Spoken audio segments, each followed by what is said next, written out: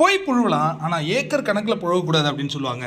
அதேமாதிரி விக்ரம் இதுவரையும் பிக் பாஸே பார்த்தது இல்லையா, ஆனால் 8வது சீசனில் வந்து மாயாவுக்கு ஆதரவாக போஸ்ட்லாம் போட்டார்.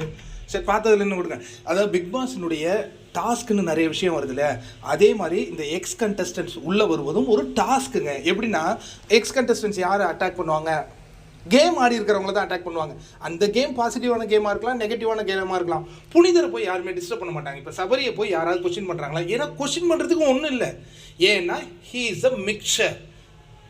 பேக் பைட்டிங் பண்ணல, இது பண்ணலன்னா நீ கேமே ஆடலன்னு அர்த்தம் ராஜா.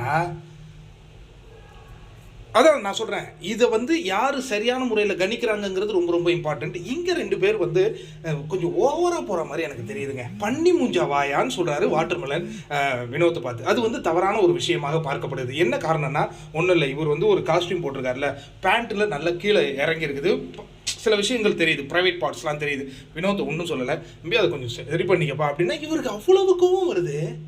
அதுக்காக வார்த்தைகளை விடுறாரு, பண்ணி முஞ்சா வாயா இது அதுங்கிறாரு. அதுக்கப்புறம் சமையல் கட்டில் போய் பிரவீன் கூட சண்டை போட்டுட்டு இருக்காரு. ஏன் வாட்டர்மெலன் இந்த மாதிரி பண்ணுறாரு? அவர் ஒரு அட்டென்ஷன் சீக்கரா? எனக்கு புரியல.